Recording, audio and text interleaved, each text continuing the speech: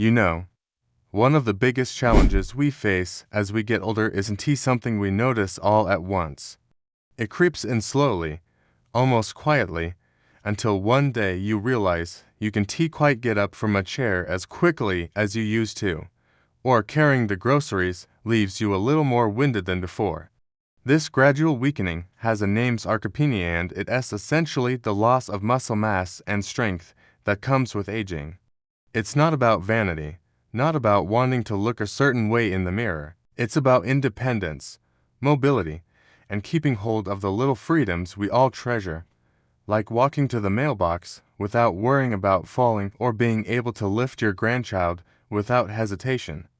The truth is, muscle is like a savings account. Every step you take in your younger years, every activity you do, every bit of protein you eat, those all add deposits into your muscle bank.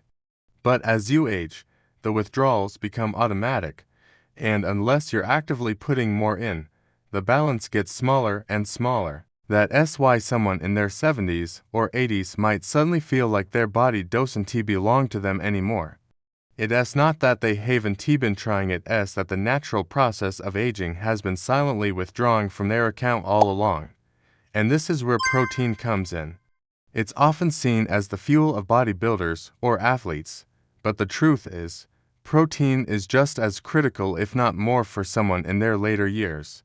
You see, as we get older, our bodies don't process protein as efficiently. It's almost like the lock and key system gets a little rusty. A teenager can eat a slice of pizza and bounce back with energy to spare, but for someone in their 60s, 70s, or beyond, the body has to work harder to take the nutrients from that same slice and turn it into usable strength. So what does that mean? It means we need more high-quality protein, and we need it consistently to keep that muscle savings account from running dry. Think of it this way. Imagine you love gardening. You've been tending your little plot of land for years, carefully planting, watering, pruning. But as time goes on, the soil becomes less fertile. The same seeds you've always planted don't sprout as easily. Do you stop planting? Of course not. You enrich the soil. You add compost. You water more thoughtfully. You adjust how you care for your plants. That's exactly how we should look at our bodies in later life. The soil may not be as fertile as it once was, but with the right attention, it can still grow something strong, vibrant, and full of life. Now, I know some people might think, at my age, does it even matter? Isn't it too late to worrying about muscle? And I want to tell you, from the deepest place of honesty, it is never too late. I've met men and women well into their 80s who started resistance training for the first time, who began eating more protein, and within weeks they noticed they could stand taller, walk with more ease, even sleep better at night. Their smiles carried a kind of pride, the pride of reclaiming a little piece of themselves they thought was gone forever. That's not just about building muscle, that's about building confidence, reclaiming independence, and rewriting the story of what aging has to look like. And there's something beautifully human in this struggle. We all want to feel useful, capable, and alive, no matter our age. When you give your body what it needs, when you feed it properly, when you challenge it just a little, when you respect it instead of giving up on it, you realize that growth isn't reserved for the young. Growth belongs to anyone willing to nurture it. So, if you take nothing else from this, let it be this: your body is still listening, still responding, still ready to serve you if you give it the chance. Aging may be inevitable, but decline is negotiable. And maybe the most important question, and how old are you? But how much life are you still willing to put into the years you have left? When most people think about protein, they think about eggs. They're quick, they're easy, they're versatile. You can scramble them, boil them, toss them in a salad, and it feels like you're doing the right thing for your health. And for years, eggs have been praised as a kind of gold standard for protein. But here's the thing, they're not the only option, and in many ways, they're not even the best option.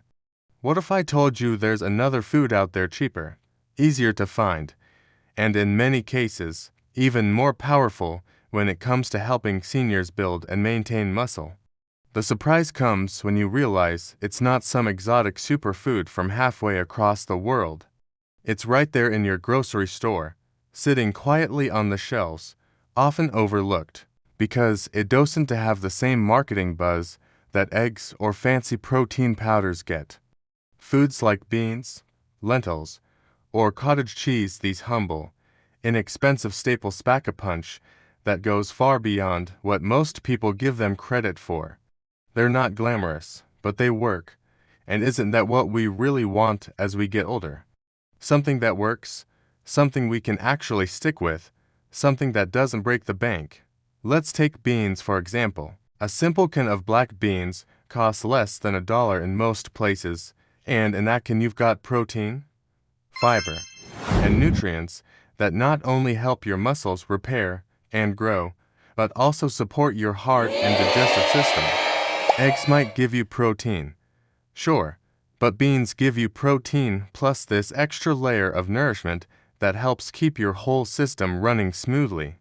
For seniors, that matters, because health isn't about just one thing, it's about the whole picture.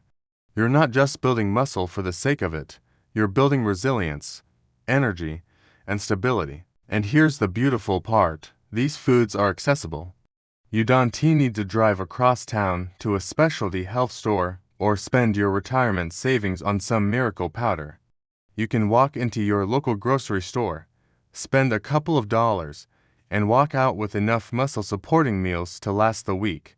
That affordability doesn't just save money, it creates consistency. Because if something is affordable and easy, you're much more likely to actually eat it regularly. And consistency is where the magic happens. I remember speaking with a gentleman in his late 70s who had always struggled to get enough protein in his diet. He wasn't a big fan of eggs, and meat was expensive and sometimes hard to digest. But when he discovered lentils cheap, soft, and easy to cook, something clicked. He started adding them to soups, mixing them with rice, even blending them into dips. Within months, he noticed he wasn't as fatigued after his daily walks, and his legs felt sturdier climbing the stairs. He wasn't chasing six-pack abs or a bodybuilder-esque physique, he just wanted to feel strong enough to enjoy life. And he found that strength in a bag of lentils that costs less than a cup of coffee. Stories like his remind us that health doesn't always come from the flashy things. It comes from small, sustainable choices we can actually live with. Choosing a cheap, protein-rich food like beans, lentils, or cottage cheese isn't just a dietary decision, it's an act of empowerment. It says, I can take control of my health with what's right in front of me. There's no need to feel left out, because you can afford expensive supplements or don't enjoy eating half a dozen eggs every day. There's dignity in finding solutions that fit your life and your budget, and there's power in knowing those solutions actually work. So the next time you're standing in the grocery aisle, looking at the eggs and wondering if you need to buy 3 dozen to keep your muscles strong, remember this: strength doesn't have to come from what's expected.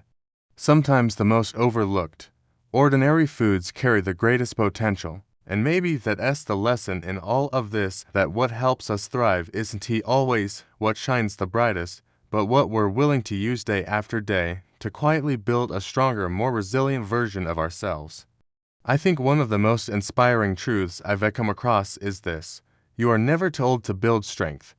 Somewhere along the way, society planted this idea that once you hit a certain age, you're supposed to just slow down, settle into the recliner, and accept weakness as part of the deal.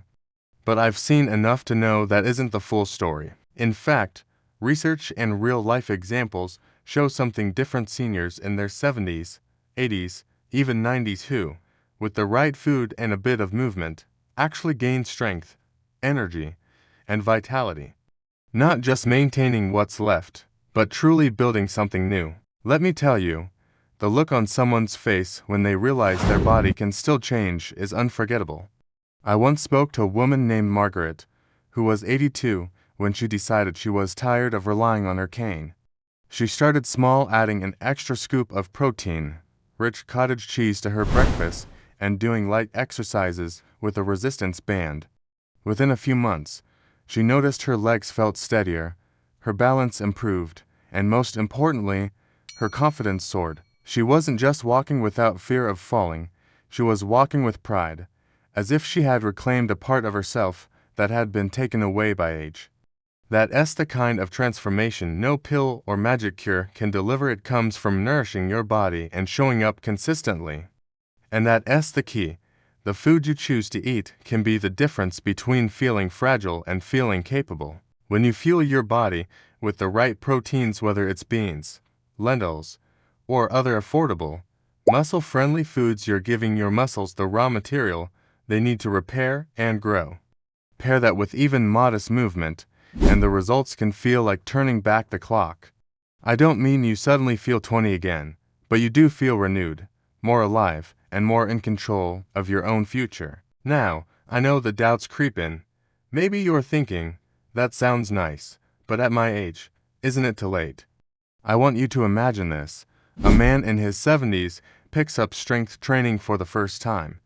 His doctor tells him his bone density has improved, and he no longer struggles to lift himself out of a chair. A woman in her 80s starts adding protein shakes and discovers she's sleeping better and has more energy to play with her great-grandchildren. These aren't rare miracles, they everyday people who refuse to accept that decline was their only option. And the science backs them up. Muscle responds to protein and resistance at any age.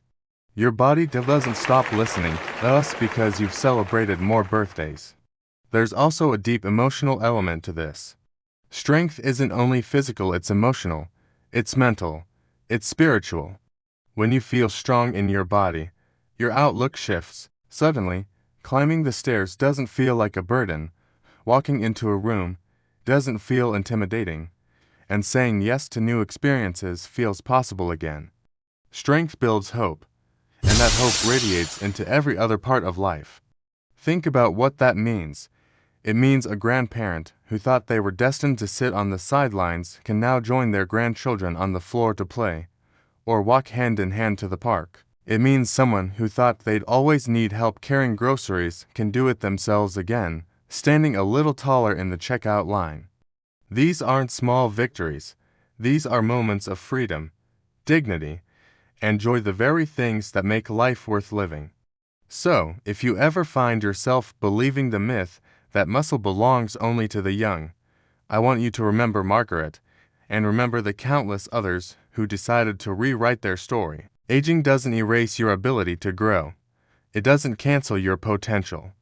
What it does is invite you to show up in a new way, to prove to yourself that strength is timeless. And maybe the real question, and can I still build muscle at this age? But rather, what else might be possible if I choose to believe I still can? When it comes to making real, lasting change, the hardest part isn't knowing what to do, it's figuring out how to do it every single day in a way that feels natural, affordable, and sustainable. And that's where the real power of this food comes in. It's not just about knowing that beans, lentils, or cottage cheese can help you build muscle. It's about weaving them into your daily life so they become part of your rhythm, part of your story, not just another health tip you forget a week later. Think about it this way. Every meal is an opportunity to invest in your strength. It doesn't have to be complicated or gourmet. A scoop of cottage cheese with some fruit in the morning, a hearty lentil soup at lunch, or a bean salad alongside your dinner, that's all it takes. These are meals that cost pennies, take minutes to prepare, and yet give your body the very tools it needs to stay strong. It's not about overhauling everything you eat overnight. It's about slipping in these small but powerful changes that add up over time. I know someone in his late 70s who used to skip breakfast because he said he just wasn't hungry in the mornings. But when he learned how important it was to start the day with protein, he decided to try something simple, half a cup of cottage cheese with a few berries. Within weeks, he noticed that his energy levels were steadier throughout the day. He wasn't nodding off after lunch anymore, and he felt motivated to take his afternoon walk with his wife. That one small shift didn't just change his mornings, it changed the tone of his whole day. And here's another truth: timing matters. Your muscles are most receptive to protein after you've moved your body. So imagine finishing a light walk or a short session of chair exercises and then sitting down to a bowl of lentil stew or a simple bean wrap. That meal becomes more than just food, it becomes fuel, a signal to your muscles that says, repair, rebuild, grow. You don't need fancy supplements or complicated routines. Just real, whole foods eaten at the right time can make all the difference. There's also joy in the process. Food isn't just nutrition, it's connection, it's comfort, it's culture. Cooking a pot of beans and sharing it with family, or trying a new recipe with lentils and spices you've never used before, can feel like an adventure. And when you know that every bite is helping you stay strong, every meal becomes a kind of celebration. You're not just eating, you're actively choosing life, choosing energy, choosing independence. But the real beauty comes when these choices become habits, when you no longer have to remind yourself to add protein to your plate because it's just part of who you are now. That's when the results truly stick. And it's not just about the body, it's about the mindset. Each meal becomes a statement. I care about myself. I care about my future. I'm not giving up on strength, on vitality, on the chance to feel alive in this season of life. I want you to picture this. You're sitting at your kitchen table, eating a simple, affordable meal that you put together in minutes. There's nothing fancy about it, but as you take that last bite, you know you've given your body something priceless, the ability to carry you forward with confidence. And maybe you're not just feeding yourself, you're setting an example for your children, your grandchildren, showing them what it looks like to live with intention and resilience, no matter your age. So often we think the big transformations come from big, dramatic changes. But more often, they come from the quiet, steady choices we make day after day. Adding that protein-rich food to your meals isn't just about building muscle, it's about building a life you can keep living fully. And maybe the real lesson is this: strength isn't built in the gym or in some clinic. It's built right at your own table, one small choice at a time. The question is, what kind of strength are you choosing to serve yourself today?